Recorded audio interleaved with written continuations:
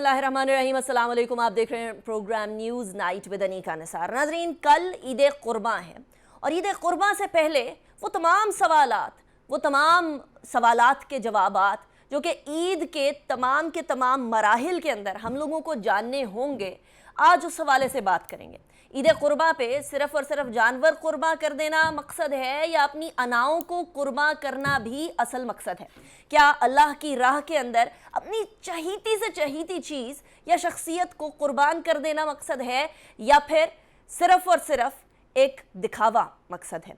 आजकल की दुनिया बड़ी तेज़ी से तब्दील हो रही है और इसके अंदर मज़हब पसे पुश्त चला गया। सिर्फ पसे पुश्त नहीं गया बल्कि बड़ा डिस्टॉर्ट भी होने लग गया। अनफॉर्चुनेटली हम लोगों ने एक और फिनोमेना देखा पाकिस्तान के अंदर, बड़ा अफसोसनाक फिनोमेना। एक माँ की हैसियत से मेरा दिल खून के आंसू रोता है जब मैं देखती हूँ कि हम यहाँ एक और किस्म की कुर्बानी करने लग गए हैं, और वो कुर्बानी है अपने बच्चों की कुर्बानी। जो कौम अपने बच्चों को प्रोटेक्ट ना कर सक रही हो, उनका तहफ़्फ़ुज़ लाज़िम व मलज़ूम ना हो हर शहरी के ऊपर, तो फिर वो कौम किधर जाए?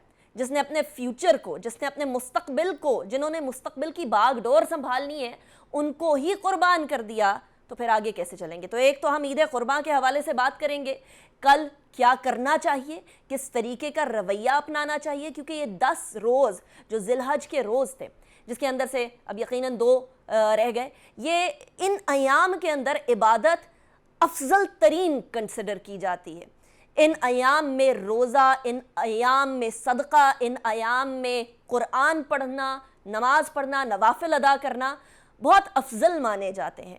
लेकिन इसी के साथ साथ हम एक ऐसा फिनोमेना देख रहे हैं जिसके अंदर मदारिस के अंदर गए बच्चे जो अल्लाह की याद के अंदर और अल्लाह की इबादत के लिए गए होते हैं, उनके साथ क्या क्या वाक़यात नहीं पेश आ रहे। अभी रिसेंटली आपने एक रायवंड का वाक़या सुना होगा जिसके अंदर एक 8 साला बच्चे के साथ ज़्यादती हुई और फिर उसको इस दुनिया से ही बेदखल कर दिया गया। जो हक सिर्फ अल्लाह सुब्हाना व तआला का है ज़िंदगी लेने का, वो हक इंसान कत्ल करके अपने पास कैसे रख सकता है, इस पे भी बात करेंगे। ये 2 टॉपिक्स हैं आज हमने डिस्कस करने हैं। थोड़े लाइटर टॉपिक से स्टार्ट करेंगे। मेरे साथ जो मेहमान गिरामी हैं मैं उनका तारुफ करवाऊंगी। इस्लामाबाद स्टूडियोज़ में हमारे साथ मुफ्ती अब्दुल कवी साहब मौजूद हैं, जानी मानी शख्सियत हैं, इस्लामिक स्कॉलर हैं। बहुत शुक्रिया मुफ्ती साहब, आपने ज्वाइन किया, it's a pleasure having you. अल्लामा अमीन शहीदी साहब हमारे साथ मौजूद हैं, ये भी इस्लामिक स्कॉलर हैं, किसी तारुफ के मोहताज नहीं है। बहुत शुक्रिया अल्लामा साहब, आपने भी हमें ज्वाइन किया। इसके साथ साथ अल्लामा इब्तिसाम इलाही ज़हीर साहब भी हमारे साथ मौजूद होंगे। बहुत शुक्रिया अल्लामा साहब, आपने भी हमें ज्वाइन किया। मुफ्ती साहब, आगाज़ आपसे ही करूँगी, स्टूडियो से ही करते हैं। ईद कुर्बा हमने एक दिखावा बना दिया। अब कल ईद है, अलसुबह ये कुर्बानियाँ शुरू हो जाएंगी और यकीनन 3 दिन तक चलती रहेंगी। लेकिन मुफ्ती साहब, क्या कुर्बानी का मकसद दिखावा है कि किसने कितना खूबसूरत जानवर किया, या किसने कितने जानवर किए, या किस की फैमिली के अंदर ज़्यादा बड़ा जानवर हुआ? क्या मकसद ये था या मकसद कुछ और था जो हम भूल गए? बिस्मिल्लाहिर्रहमानिर्रहीम। मैं हमेशा कहा करता हूँ कि हमने सबसे पहले रहनुमाई लेनी है अल्लाह के कुरान से। उलाइकल्लज़ीना इम्तहनल्लाहु क़ुलूबहुम लित्तक़वा। हज़रात सहाबा जो हमारे लिए मशाल राह हैं, उनके लिए फरमाया कि अल्लाह ने इनके दिलों का इम्तिहान लिया। अहादीस मुक़द्दसा की तरफ आते हैं तो फरमाया कि इन्नल्लाह ला यंज़ुरु इला सुवरिकुम बल यंज़ुरु इला क़ुलूबिकुम। आप ख़ुद जानती हैं और तमाम देखने वाले जानते हैं कि इस्लाम में और ईमान में जो बुनियादी फ़र्क है वो यही है कि एक बात है ज़बान की, एक बात है दिल की। तो माना ये है कि सारे जो फ़ैसले होने हैं तकदीर की जानिब से, वो फ़ैसले होने हैं दिल के मुताबिक। अब दिल के अंदर क्या कैफियत है, बल्कि इसी ईद कुर्बान के हवाले से वो हदीस मुबारक निगाह के सामने आ गई। फरमाया कि ये तुम्हारा खून बहाना, कोई अच्छे से जानवरों को लेकर आना, घर बांध लेना, बच्चों को साथ जाके उसको घुमाना, अहले मोहल्ला को दिखाना। मैं उसको मनफी अंदाज़ की तरफ नहीं लेके जा रहा, मैं मुस्बत अंदाज़ की तरफ लेके जा रहा हूँ ताकि दूसरे लोगों को तलकीन हो कि वो भी इस तरह एक अच्छे जानवर को। लेकिन अल्लाह ने किस तरह फ़ैसला करना है, वो आपके क़ल्ब के मुताबिक, आपके दिल के मुताबिक, आपके इरादे के मुताबिक, आपकी नीयत के मुताबिक। और हमारी कुतुब अहादीस में बिला तफरीक़ मसलक अहले तशय्यो के यहाँ भी और अहले सुन्नत के यहाँ भी इन्नमल अमालु बिन्नियात, वो एक ऐसा मरकज़ी हदीस मुबारक है जिसके ऊपर आप यूँ समझे कि मुस्तकबिल के अंदर, दुनिया के अंदर भी अमाल का फ़ैसला اور پھر قبر و آخرت کے حوالے سے بھی اعمال کا فیصلہ. اور اگر فرمایا حضرات صحابہ کو حضور فرما رہے ہیں لو انفق احدکم مثل احد من ذہب، کہ میں مفتی عبدالقوی اور 21ویں صدی کے مسلمان اگر ہم احد پہاڑ کے برابر سونا خرچ کریں تو فرمایا اس برابر نہیں ہو سکتا جو ایک صحابی رسول نے عشق و محبت میں حضور کے چہرہ و دعا کی زیارت کر کر اخلاص اللہیت کے ساتھ اپنی مٹھی کے اندر کچھ دانے رکھ دیے، اپنی مٹھی کے اندر کوئی کھجور رکھ دی، اپنی مٹھی کے اندر جو رکھ دیا. فرمایا یہ اتنا قیمتی ہے کہ کیونکہ اللہ رب العالمین جانتے ہیں کہ اس خوش نصیب نے کس قدر اخلاص کے ساتھ، قلبی کیفیت کے ساتھ، لجاجت کے ساتھ اللہ رب العالمین کی طرف متوجہ ہوئے اخلاص اور للہیت کے ساتھ وہ کیا ہے. تو معنی یہ ہے کہ اس وقت میں اپنے پاکستان کے جو حضرات ہیں ان کے بارے میں ہمیشہ میری اچھی رائے ہوتی ہے. یقیناً کل کا جو دن ہے اس کے اندر جو قربانیاں ہوں گی، پھر دوسرے دن، پھر تیسرے دن، یعنی خمیس کے دن اور جمعہ اور ہفتے کے دن یقیناً اہالیان پاکستان بھی قیمتی جانور ذبح کریں گے، اخلاص کے ساتھ ذبح کریں گے، للہیت کے ساتھ ذبح کریں گے اور سنت کے مطابق ذبح کریں گے، تو یقیناً اللہ تبارک و تعالیٰ ان کی قربانی کو قبول فرمائیں گے انشاءاللہ. علامہ صاحب، اس ٹائم پر پاکستان کے اندر بہت سارے ایسے لوگ ہیں جو کہ شاید 2 وقت کی روٹی بھی نہیں کھا سکتے. مہنگائی نے کمر توڑ دی ہے لوگوں کی، اور ایسی صورتحال میں یہ عید زیادہ امپورٹنٹ ہو جاتی ہے کہ ان لوگوں کو، ان مستحقین کو ڈھونڈا جائے جن کا وہ 1/3 حصہ اصل میں بنتا ہے. لیکن اس بات پہ رہنمائی فرمائیے گا کہ کیا جو لوگ بس آئیں دستک دیں ان کو گوشت دے دیا جائے، یا مستحقین کو ڈھونڈنے کی، تلاش کرنے کی خود بھی تگودو کی جائے؟ بسم اللہ الرحمن الرحیم. میں سب سے پہلے تو عید کی مناسبت سے تمام آپ کے دیکھنے والوں اور ناظرین کو عید کی مبارکباد پیش کرتا ہوں. دوسرا، جہاں تک آپ سوال کا تعلق ہے، دیکھیے اس میں تو کوئی دوسری رائے نہیں ہے کہ عید میں یہ جو قربانی ہے یہ فریج بھرنے کے لیے نہیں ہے، بھوکوں کا پیٹ بھرنے کے لیے ہے. یہ بھوکوں کو دکھانے کے لیے نہیں ہے، بلکہ اپنی خواہش پر خدا کی خواہش کو ترجیح دینے کا موقع ہے. یہ صرف دوسروں کے سامنے اپنے آپ کو بہت بڑا قربانی کا پیکر بنانا اور ثابت کرنا ہدف نہیں ہے، بلکہ ہدف یہ ہے کہ جس طرح سے اللہ کے نبی نے اپنی زندگی کے سرمایے کو اللہ کی رضا پر قربان کر کے یہ نہیں دیکھا کہ میں کیا چاہتا ہوں، یہ دیکھا کہ اللہ کیا چاہتا ہے، اسی طرح سے اس ہستی کی اس سنت کو اگر ہم پر لازم کر دیا گیا ہے اور کہا گیا ہے کہ سنت ابراہیمی کو زندہ کرو، تو اس سنت ابراہیمی کا مطلب اس بھیڑ، بکرے، اونٹ، گائے، بیل کو کاٹنا نہیں ہے، بلکہ اپنی خواہش اور اپنی مرضی کا گلا کاٹ کر اللہ کی مرضی کو خود پر لاگو کرنا ہے. جب ہدف یہ ہے تو نتیجہ کیا ہوگا؟ نتیجہ پھر یہ ہوگا کہ میرا جی چاہتا ہے کہ میں گوشت کھاؤں لیکن میں نہ کھاؤں اور دوسروں کو دوں. میرا جی چاہتا ہے کہ میں پیسے جمع کروں لیکن میں اپنی خواہش کے مطابق نہیں، اللہ کی خواہش کے مطابق جو جمع کیا ہوا پیسہ ہے وہ مستحق لوگوں کو اور ضرورت مند لوگوں کو پہنچاؤں.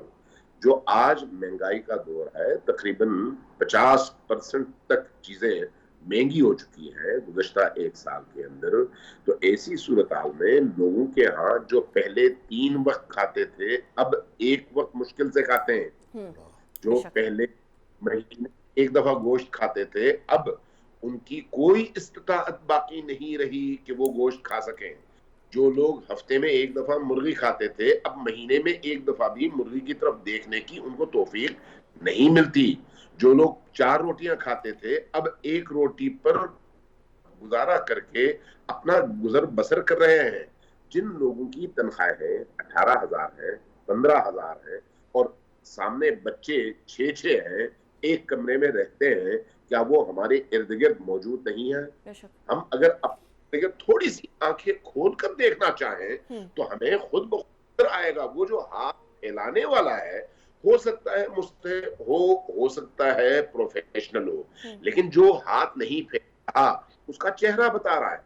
उसके कपड़े बता रहे हैं, उसका घर बता रहा है, उसका एक कमरे का घर जहां पर 6 बच्चों के वो रह रहा है वो बता रहा है, जिसके घर में पंखा नहीं चलता या अगर पंखा चलता है तो उस घुटन की फजा में उनके लिए सांस लेना दुश्वार है, वो फजा वो माहौल बता रहा है कि ये कितना ज्यादा मुस्तहिक है। सही बात। तो इसलिए ये चीज कोई ऐसी नहीं है कि कोई किताबों में हमें पढ़ा दे और टीवी पे हमें सिखा दे। अगर मुझ में आंख है, मेरे पास शऊर है और मेरे अंदर सोचने समझने की सलाहियत है, तो मुझे अपने इर्द गिर्द कम अज कम भी 50% आबादी इस लेवल की नजर आएगी। लिहाजा इस मौके पर उनके दुखों पर मरहम रखना और उनके घर खुराक पहुंचाना और उनको किसी तरह से आराम देकर अपने आप को थोड़ा सा मुश्किल में डालना, ये कुर्बानी है। ये हजरत इब्राहिम की कुर्बानी है और असल कुर्बानी है। अल्लामा इब्तिसाम इलाही साहब, अगर आप मुझे सुन रहे हो तो अभी हम कुर्बानी की बात कर रहे थे। यहाँ बहुत सारे लोग ये भी कहते हैं, क्योंकि बहुत सारे लोग ऐसे हैं जो कि अगर 2-3 दफ़ा नहीं तो एटलीस्ट हफ्ते में 1 दफ़ा तो गोश्त खा ही रहे होते हैं। बहुत सारे ऐसे लोग जो कि जिनकी माली हालात अल्लाह ताला की तरफ से ठीक है, बेहतर है, लेकिन कुछ लोग ऐसे हैं जिस तरीके से हम बात कर रहे हैं जो वाकई में मुस्तहिकीन है। क्या ऐसा भी हो सकता है कि अगर कोई शख्स उन 3 हिस्सों में से अपना हिस्सा भी गरीब गुरबा को अपनी मर्जी से, घर वालों की मर्जी से देना चाहे तो वो दे दे? क्या इसके ऊपर कोई कदगन या कोई मुमानियत तो नहीं है? नहीं, इसके ऊपर मुआने वाली कोई बात नहीं, बल्कि मैं ये बात समझता हूँ कि लन तनालुल बिर्रा हत्ता तुनफिकू मिम्मा तुहिब्बून में अल्लाह ने जो बात फरमाई है कि उस वक्त तक तुम नेकी की बुलंदी पर नहीं पहुँच सकते जब तक तुम उस चीज़ को अल्लाह ताला के रास्ते में खर्च नहीं करते जिससे तुम्हें प्यार है। तो मैं ये बात समझता हूँ सहाबाए किराम रिज़वानुल्लाह अलैहिम मजमाइन की जो तरबियत नबी करीम सल्लल्लाहु अलैहि वसल्लम फरमाई थी, उस तरबियत के अंदर वो ज़रूरत से ज़्यादा तमाम के तमाम माल को अल्लाह तबारक व तआला के रास्ते में खर्च कर दिया करते थे। और ऐसा भी होता था कि युसिरूना अला अनफुसिहिम वलौ कान बिहिम खसासा, ये कई मरतबा वो अपने नफ्स पे इस तरह इसार करते थे कि खुद तो भूखे होते थे लेकिन लोगों को खाना खिला रहे होते थे। तो एक ऐसा शख्स जो मुतमव्वल है, अगर वो अपने हिस्से की कुर्बानी भी हालात को देखते हुए गुरबा के अंदर, मसाकीन में, फ़ुक़रा में तकसीम कर देता है, तो यकीनन उसको बहुत बड़ा रिवॉर्ड हासिल होगा। इसके अंदर कोई कदगन वाली बात नहीं है। बल्कि इस वक्त जो ज़्यादा काबिल इस्लाह बात तो ये है, फ़कुलू मिनहा वातिमुल बाइसल फ़कीर में जो अल्लाह ने बात कही है कि ख़ुद भी खाओ और फ़कीरों को भी खिलाओ जो बदहाल फ़कीर हैं। तो हम ये बात देखते हैं कि हम पहले हिस्से में तो अमल करते हैं, जो उद खिलाने वाली बात है या अच्छे सोशल स्टेटस के हामिल लोग हैं उनको खिलाने वाली बात पर तो अमल करते हैं, लेकिन जहाँ तक ताल्लुक़ है गुरबा को खिलाने वाली बात का, मसाकीन को खिलाने वाली बात का, तो उनके हिस्से में हम गोश्त का वो हिस्सा देते हैं कि जिसको हम खुद कबूल करने के पर कभी भी आमादा व तैयार ना हो। जबकि अल्लाह ताला ने कुरान मजीद में हमारी ये रहनुमाई की है, अनफिकू मिन तय्यबाति मा कसबतुम, कि उस चीज़ का तैयब हिस्सा और बेहतर हिस्सा अल्लाह ताला के रास्ते में खर्च करना चाहिए जिसको हम कमा रहे हैं। लेकिन हम बढ़िया हिस्से को अल्लाह ताला के रास्ते में देने की बजाय जो कम तर हिस्सा होता है उसको अल्लाह ताला के रास्ते में देकर ये समझते हैं गोया कि हमने हक अदा कर दिया है। हालांकि अल्लाह तबारक व तआला तो हमारे दिल की धड़कनों को भी देख रहे होते हैं। तो मैं ये बात समझता हूँ कुर्बानी का जो बड़ा मकसद बुनियादी तौर पर ये है कि इंसान को ईसार का दर्स देती है, इंसान को खैर हाई का दर्स देती है, इंसान को अखुवत का दर्स देती है, इंसान को लोगों के साथ मोहब्बत करने का दर्स देती है। तो जो शख्स अपने हिस्से के गोश्त को लोगों को दे देता है तो उसमें कोई बहुत बड़ी बात नहीं। अगर किसी के घर में 2 वक्त की रोटी बन सके किसी एक दिन भी, तो अल्लाह ताला उसका अल्लाह करे हिसाब के दिन उस चीज़ को हमारी मुश्किलात में आसानियाँ का सबब बेसिकली बन सके। अभी ब्रेक की तरफ जाएंगे, ब्रेक के बाद बात करेंगे, अपने दूसरे टॉपिक की तरफ भी बढ़ेंगे और इन पूरे 10 दिन के अंदर 10 अयाम जो होते हैं इनके अंदर जो नेकियां समेटी जा सकती हैं और जो अनफॉर्चुनेटली मुस्लिम उम्मा के अंदर बुराइयां आ चुकी हैं, यानी बज़ाहिर कुछ और दिल कुछ और, इसको कैसे तब्दील किया जा सकता है। ब्रेक के बाद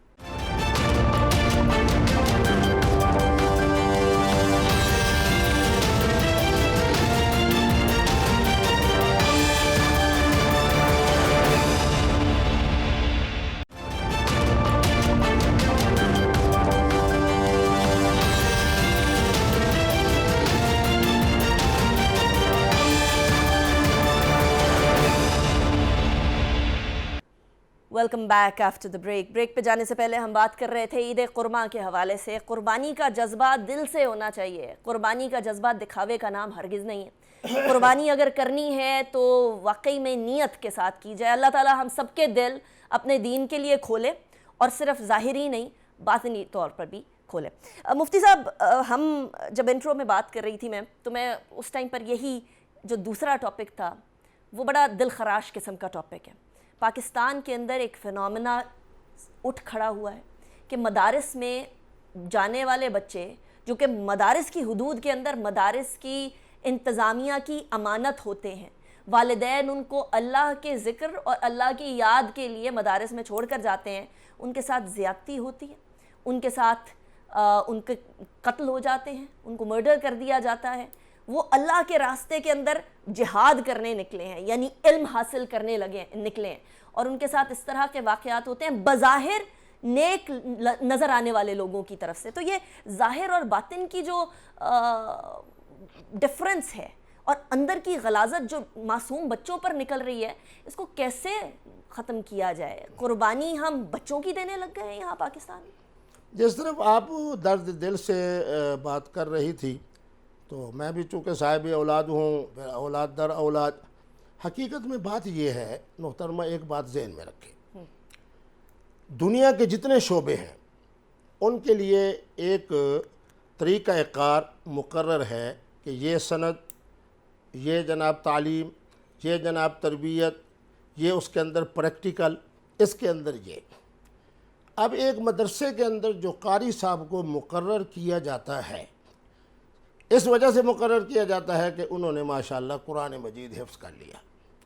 میں اپنی تجربے کی بات بتا رہا ہوں، میں نے اس پر بڑا غور و فکر کیا کہ کیا مفتی عبدالقوی اس لیے اچھا انسان بن جائے گا کہ مفتی عبدالقوی مفتی ہے، فلاں علامہ صاحب ہیں اس لیے اچھے بہترین فرد ہوں گے کہ چونکہ علامہ ہیں، فلاں ڈاکٹر ہے وہ اس لیے بہترین فرد ہوگا کہ وہ ڈاکٹر ہے۔ دو چیزیں بنیادی ہیں، پہلے ہے انسان کا حسبی اور نسبی خون۔ ہم جب حضرات صحابہ دیکھیں نا، ایک دفعہ میں یورپ میں تھا تو انہوں نے مجھے کہا کہ ایک طرف حضور کا خطبہ مبارک ہے کہ لا فضل لعربی علی عجمی، بڑی مختصر بات کر رہا ہوں، کہ عربی کو عجمی پر، عجمی کو عربی پر، اور کالے کو فلاں پہ اور فلاں کو کالے پر کوئی فضیلت نہیں۔ دوسری طرف ہمارے سب کے نبی رحمت کا فرمان ہے الائمۃ من قریش، یہ تو دونوں کے اندر بڑا فرق نظر آ رہا ہے۔ آپ امامت کو مختص کر رہے ہو قریش کے ساتھ، ادھر کہتے ہو کہ عربی کو جناب عجمی پر فضیلت رہی۔ تو اللہ نے کرم کیا تو میں نے ان کو یہی جواب دیا کہ قریش کے اندر جو اللہ نے خداداد صلاحیتیں رکھی ہیں، میرے نبی رحمت اس خداداد صلاحیتوں کے ضمن میں فرما رہے ہیں کہ امامت جب نظر آئے گی تو وہ یقیناً قریش کے اندر نظر آئے گی، کیونکہ ان کے خون کے اندر، ان کے حسب کے اندر، ان کے نسب کے اندر اس طرح کی کہہ سکتے ہیں کہ صفات ہیں جو ایک امام میں ہونے چاہیے۔ اور اب وہ ڈی این اے کی سائنٹیفک چیزیں سامنے آنے کے بعد اوبویسلی وہ جو بھی کوالٹیز ہوتی ہیں بچے کے اندر جاتی ہیں تو وہ بالکل درست۔ اچھا، دوسری بات کیا تھی؟ دیکھیں نا، قرآن مجید کے اندر حضور کے جو فرائض بتائے گئے اس کے اندر پہلے جگہ پہ بتایا گیا وَيُزَكِّيهِمْ وَيُعَلِّمُهُمُ الْكِتَابَ وَالْحِكْمَةَ، کہ میرے نبی رحمت کے پاس جس طرح کا بھی حسب و نسب والا آتا ہے، خون خوار درندے آتے ہیں، بیٹیوں کو دفن کرنے والے آتے ہیں، لیکن وَيُزَكِّيهِمْ، میرے نبی رحمت اپنے اخلاق سے انما بعثت لأتمم مکارم الاخلاق، اس حسب کو نسب کے اندر جو خرابی تھی اس کی اصلاح فرما کے اس قدر خوبصورت تزکیہ فرماتے ہیں کہ پھر وہ جو عہد والی کیفیت ہے وہ سارے دیکھنے والوں کو بھی پتہ ہے، آپ کو بھی دیکھنے والوں کو پتہ ہے کہ دنیا سے جانے والا بھی کہنے والا اگر ساتھ والا کہتا ہے العطش، وہ اشارہ کر دیتا ہے کہ اس کو پہلے پانی پلاؤ، مجھے بعد میں قربانی دے رہا ہوں، مجھے بعد میں، وہ اس کے پاس جاتے ہیں۔ تو پھر معنی یہ ہے کہ دو چیزیں بڑی بنیادی طور پر، یہ میں نے عالم عرب میں یہ خوبی دیکھی ہے کیونکہ میں وہاں پڑھتا بھی رہا ہوں، وہاں میں رہا بھی ہوں، وہ والد، دادا، پردادا، جھردادا تک پورا حسب و نسب دیکھتے ہیں، اس کے بعد جناب وہ فیصلہ کرتے ہیں کہ کیا اس کو یہ ذمہ داری دی جائے یا نہ دی جائے۔ سیدنا فاروق اعظم کی ہم دیکھتے ہیں خلافت کے زمانے کے اندر آپ جب مشورہ کرتے تھے تو دو باتیں بنیادی طور پر پوچھتے تھے کہ کیا تم نے اس کے ساتھ سفر کیا ہے، کیا تم نے اس کے ساتھ کوئی معاملہ کیا ہے؟ اگر وہ کہتے جی دونوں کام نہیں کیا، فرمایا آپ پھر کسی کے بارے کے اندر جناب رائے نہ قائم کرو اور میرے لیے جناب اس کے لیے سفارش نہ کرو۔ بات یہ ہے، میرے پاکستان کا جو سب سے بڑا المیہ ہے، میں اب عالم عرب میں جاتا ہوں آج یہ باتیں نہیں ہیں لیکن میرے بر صغیر میں بہرحال ایک حسن بھی ہے، یہ ایک تو ہمارا اندر قبائل بہت ہے، میں نام نہیں لیتا، یہ فلاں قبیلہ فلاں قبیلہ فلاں قبیلہ، جی اس قبیلے والے ہم لوگ ہیں، اس قبیلے والے سے شادی نہیں کریں گے، ہم فلاں قوم سے تعلق رکھتے ہیں۔ پھر اللہ معاف فرمائے، علماء حضرات بیٹھے ہیں، میں تو درد دل سے کہہ رہا ہوں، فرقہ واریت کی بنیاد کے اوپر تقسیم. میں تو عالم عرب کے اندر گیا ہوں, عالم اسلام کے اندر گیا ہوں, ایک ہی مفتی اعظم ہے, ایک ہی شیخ ہوتا ہے بڑا جامعہ کا. میرے ہاں تو ایک مسلک کا علیحدہ مفتی اعظم ہے, دوسرے مسلک کا علیحدہ مفتی اعظم ہے, تیسرے مسلک کا علیحدہ مفتی اعظم ہے. اب جو باتیں میں اختصار کے ساتھ کہنا چاہتا ہوں کہ اب مدارس کے اندر جس بیچارے قاری صاحب کو مقرر کیا گیا ہے کہ تو نے حفظ قرآن, تحفیظ قرآن کے اندر بچوں کو قرآن مجید پڑھانا ہے, نہ ہم ان کا حسب و نسب دیکھ رہے ہیں. پھر اس کے بعد یہ ہے کہ ہمارے مدارس کے اندر آتے بھی وہی بیچارے لوگ ہیں جو چھوٹے قبائل کے لوگ ہوتے ہیں. پھر ہم نے ان کی تربیت بھی نہیں کی.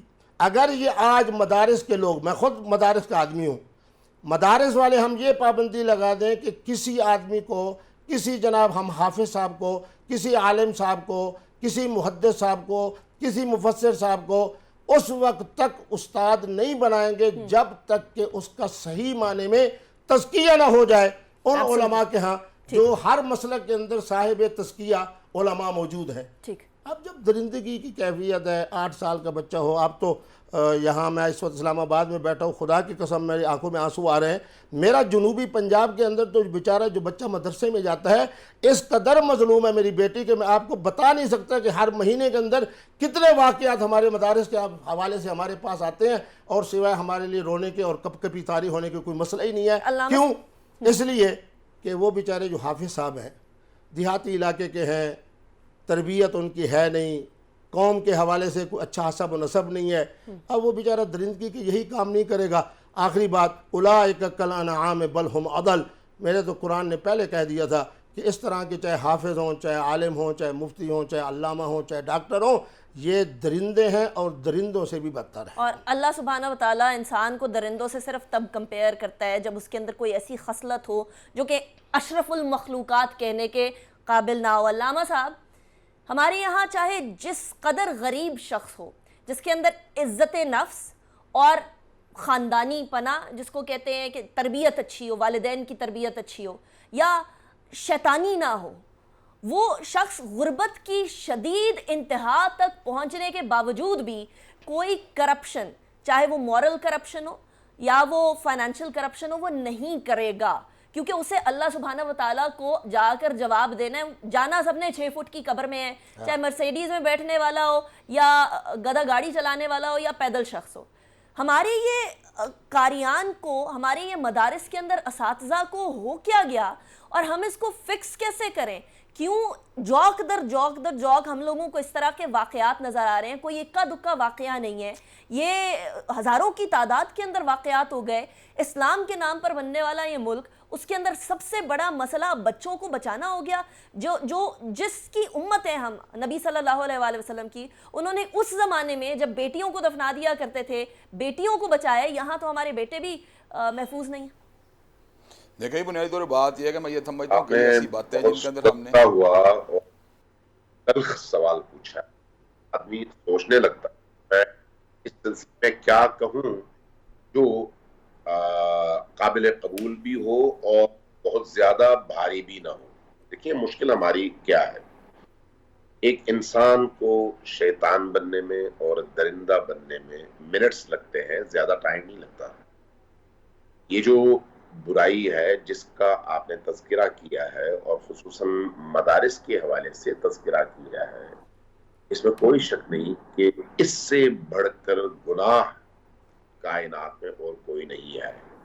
اور شرعی طور پر اگر ایسے شخص کو سزا دینا ہو تو اس کے لیے شریعت نے جو سزا رکھی ہے, شریعت نے, وہ اس شخص کا زندہ جلانا ہے. آپ اس سے اندازہ لگا لیں, یا پہاڑ کے اوپر سے اس کو نیچے پھینک دیں جس نے ایسا جرم کیا ہو ایک بے گناہ بچے کے ساتھ. یہ کوئی چھوٹا جرم نہیں ہے, لیکن مشکل یہ ہے کہ ہمارے معاشرے کے اندر یہ روٹین کی زندگی کا حصہ بن گیا ہے. یہ سب سے بڑا ظلم ہے اور المیہ ہے. ہم بڑے ریلیکس انداز میں ایسی باتیں سنتے بھی ہیں اور کرتے بھی ہیں, جبکہ ماحول تو ایسا ہونا چاہیے تھا کہ ایسی کوئی بات سنتے ہی پورا معاشرہ بھڑک کر اٹھتا اور کسی کو جرأت نہ ہوتی اس طرح کے کسی انتہائی اور عظیم درندگی کے عمل کو انجام دینے کی جرأت نہ ہوتی. لیکن آج ایسا نہیں ہے. اب یہاں پر ایک اور چیز جو بڑی ہی تلخ ہے وہ یہ ہے کہ چونکہ مدارس دین اور اللہ کو پہچاننے کے لیے گھر سے نکلے ہوئے لوگوں کی شناخت کا ذریعہ ہے، اس لیے جب اس طرح کا کوئی عمل سامنے آتا ہے تو پھر دین سے لوگ بدزن ہو جاتے ہیں، دین سے لوگوں کا دل اٹھنے لگتا ہے. اگر یہ دین ہے تو پھر لعنت ہو ایسے دین پر، اس میں کوئی شک نہیں. اگر یہ دین ہے دین، لیکن جب دین سے منسوب لوگ ایسا کام کرتے ہیں تو پھر سارے کا سارا بوجھ دین پر پڑتا ہے. اسی لیے دینداروں کو یہاں پر پھر بدنامی کا سامنا کرنا پڑتا ہے، چاہے وہ اچھے بھی ہوں. اگرچہ آپ اگر ہمارے معاشرے کے اندر دیکھیں تو اس وقت یونیورسٹیز میں مدارس سے زیادہ تعداد ہے اس طرح کے کیسز کی، اسکولوں میں بہت زیادہ تعداد ہے، لیکن وہاں پر بات چھپ جاتی ہے. مدارس فوکس ہوتے ہیں، اس کی وجہ کیا ہے؟ اس کی وجہ یہی ہے کہ ان کا تعلق دین سے ہے، اور دیندار لوگوں سے کسی کو یہ توقع نہیں ہوتی کہ وہ ایسی انتہا درجے کی درندگی کا مظاہرہ کریں. علامہ صاحب مجھے بریک کی طرف جانا ہے. بات یہ بالکل درست ہے کہ ہر پہلو سے اس کو ڈیل کرنے کی ضرورت ہے، ریاست کی سائٹ سے، علماء کی سائٹ سے، والدین کی سائٹ سے، بڑوں کی سائٹ سے، محلے داروں کی سائٹ سے، خاندان والوں کی سائٹ سے. بچے اپنے گھروں کے اندر بھی محفوظ نہیں ہیں آج کل. صورتحال کچھ ایسی بن گئی. بریک کی طرف جائیں گے، اس کے بعد پھر علامہ ابتسام صاحب کی طرف بھی جائیں گے. See you after the break.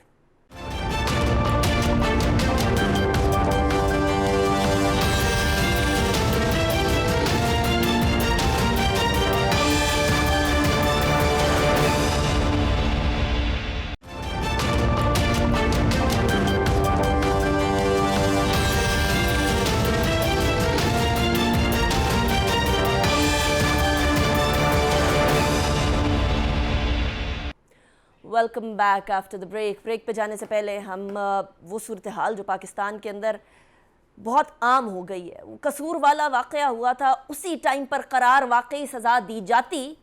جنہوں نے بچوں کی معصومیت چھینی تو اسی ٹائم یہ معاملہ رک جاتا، لیکن اس ٹائم پر یہ معاملہ نہیں رکا. اس کے بعد تواتر سے ہم نے مدارس کے اندر اس طرح کی حرکتیں ہوتی دیکھی. وہ شر انگیز قسم کا شخص وہ اسکول کے اندر بچوں کے ساتھ زیادتی کرتا رہا.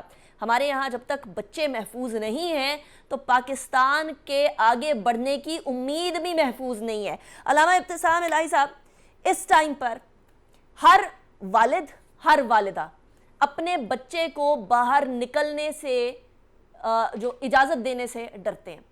اپنے بچے کے اوپر، میں تو ایک والدہ کی حیثیت سے اپنی اولاد پر بہت گہری نظر رکھتی ہوں کہ کدھر جا رہے ہیں اور کدھر نہیں جا رہے ہیں. الاؤڈ نہیں ہے کسی بڑے کے بغیر باہر جانا کسی بھی صورت میں، دوستوں کے گھر جانا تو دور کی بات.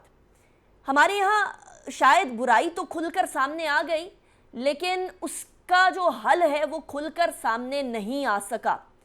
کیا تمام کے تمام علماء اس بات پر اتفاق کر سکتے ہیں؟ کیونکہ ریاست کی اپنی ذمہ داری ہے. میں ریاست سے ریاست کا سوال پوچھوں گی. میرے سامنے آپ تمام ریسپیکٹیبل حضرات موجود ہیں. میرا فی الحال سوال آپ سے ہے، کیا مل کر ایسا کوئی وعدہ یا ایسا کوئی اگریمنٹ کر سکتے ہیں کہ اگر اس طرح کا کوئی شخص کسی مدرسے میں آیا تو اس کو سزا دلوانا آپ لوگوں کی اپنی ذمہ داری ہوگی؟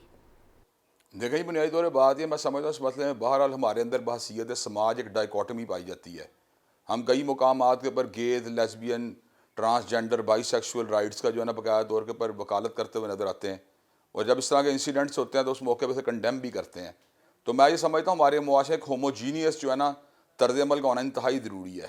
اور اس حوالے سے میں یہ بات سمجھتا ہوں، چاہے مدرسے کا کوئی مولوی ہو، دین کا کوئی عالم ہو، کوئی وکیل ہو، کوئی ڈاکٹر ہو، کوئی جج ہو، جس نے کوئی استاد ہو، جس نے بھی یہ کام کیا، اسے قرار واقعی سزا ملنی چاہیے. جہاں تک تعلق ہے مدارس دینیہ کے اندر ایسے عناصر کے موجود ہونے کا، تو میں یہ بات سمجھتا ہوں چونکہ ہماری جو پرسنل کیپیسٹی ہے وہ یہ ہے کہ ہم اسے پن پوائنٹ کریں، اسے سزا دلوانے کی کوشش کریں. اور لیگل جسٹس سسٹم کے اندر باقاعدہ طور پر اس بات کو انڈیکیٹ کر دیا گیا ہے. قومی اسمبلی کے اندر یونینیمسلی یہ قرارداد جو تھی متفقہ طور پر منظور کی گئی تھی، جو بھی بچوں کے ساتھ زیادتی کرے گا اس کو کیپٹل پنشمنٹ دی جائے گی. جب یہ بات ہماری قومی اسمبلی کی قرارداد میں بھی بات واضح ہو چکی ہے، اور اسلام کی بھی تعلیمات بالکل یہی ہیں کہ ایسا شخص کسی روح رعایت کا حقدار نہیں ہے، بلکہ اس کو بلندی سے پھینک کے مٹا دینا چاہیے. تو میں یہ بات سمجھتا ہوں کہ جب اللہ تبارک و تعالیٰ نے قرآن مجید میں اس فعل شنیع کی شناعت کا ذکر کیا ہے اور احادیث مبارکہ کو کنڈیم کیا گیا ہے، تو کسی مذہب کے کسی نمائندے کو اس بات کا حق نہیں پہنچتا کہ وہ اس کو اپنے لیے جسٹیفائی کرے یا اپنے لیے اس کے لیے کسی بھی اعتبار سے اس کو جو ہے نا اس کی طرف جو ہے نا موو کرنے کی کوشش کرے. ہمیں اپنے مواہے منافقت کو دور کرنے کی ضرورت ہے. جب اس طرح کے مظاہر سامنے آتے ہیں تو اس وقت ہیومن رائٹس کا سہارا لے کر باقاعدہ طور کے اوپر جو ان کو جو ہے گلوریفائی کرنے کی باتیں تک بھی کی جاتی ہیں, اور اس موقع پہ یہ بات کی جاتی ہے فری ول جو ہے ہر بندے کا اپنا حق ہے. تو دونوں چیزوں اکٹھے چلانے زیادتی والی بات ہے. ہمیں گاند کو گاند ہی کہنا چاہیے, جرم کو جرم ہی کہنا چاہیے, ہینیس قسم کرائمز کی مذمت کرنی چاہیے, اور وہ جہاں کہیں بھی وقوع پذیر ہوں تو اس کے بعد کو فری ول کا جو ہے حصہ بنانے کی بجائے اسے کنڈیم کرتے ہوئے جو ہے نا باقاعدہ طور پہ کیپٹل پنشمنٹ جو اس کے لیے انڈیکیٹ کی گئی ہے اسلام میں بھی اور قانون میں بھی, اس کی عملداری کو یقینی بنانا چاہیے. اگر ہم یہ کام کریں گے, اللہ کے فضل و کرم سے ہم وہ علماء نہیں ہیں یہاں پر بیٹھے ہوئے جو اس بات کو کوئی بھی ایکسکیوز تیار کریں اور یہ جو آزادی مادر پدر آزادی ہے اس کو یقیناً دیکھنا ہوگا. علامہ ابتسام الہی صاحب بہت شکریہ, علامہ امین شہیدی صاحب, مفتی عبدالقوی صاحب بہت شکریہ آپ تینوں کا, آپ تینوں نے جوائن کیا. ایک بات بڑی واضح ہے, آپ کا حق ادھر ختم ہو جاتا ہے جہاں دوسرے کا حق شروع ہو جاتا ہے, وہاں آپ کی ذمہ داریاں شروع ہو جاتی ہیں. اور اگر آپ سمجھتے ہیں کہ آپ کا حق مادر پدر آزادی کے ساتھ آپ کو ملے گا تو ہرگز نہیں. دوسری بات یہ کہ آپ جب حقوق, ریاست جب حقوق, چاہے وہ خواتین کے حقوق ہوں, چاہے وہ مردوں کے حقوق ہوں یا بچوں کے حقوق ہوں, جب اسلامی تعلیم کو ہیومن رائٹس کے نام پر سائیڈ پہ کر دے گی, یعنی اگر بولے گی کہ کیپٹل پنشمنٹ نہیں دیں گے کیونکہ کوئی اور بیرونی ممالک کے ادارے ہم سے ناراض ہو جائیں گے, تو اس طرح کی خرافات ہمارے ملک میں پھیلتی رہیں گی. یہ ایک لمحہ فکریہ تو ہے ہی ہے, لیکن یہ شرم کا مقام بھی ہے کہ ایک ایسے ملک کے اندر جہاں اللہ اور اس کے رسول صلی اللہ علیہ وسلم کے قانون کا نفاذ ہے, ایک اسلام کے نام پر بننے والے ملک کے اندر بچے محفوظ نہیں ہیں, خواتین محفوظ نہیں ہیں, چاہے وہ موٹر وے پہ اپنی گاڑی کی چادر چار دیواری کے اندر ہو یا پھر وہ اپنے گھروں کے اندر ہو. تو اس کے اوپر ہمیں سوچنا ہوگا. عید قرباں کل ہے, اپنے اندرونی حیوان کو قربان کر دیجئے کل کے دن, تاکہ پاکستان کو ہم آگے بڑھا سکیں. نہیں تو پھر نہ آپ کے حالات صحیح ہوں گے, نہ میرے حالات صحیح ہوں گے, نہ ملک کے حالات صحیح ہوں گے. انیکا نثار کو اجازت دیجیے, اپنا بہت خیال رکھیے گا. اللہ حافظ و ناصر.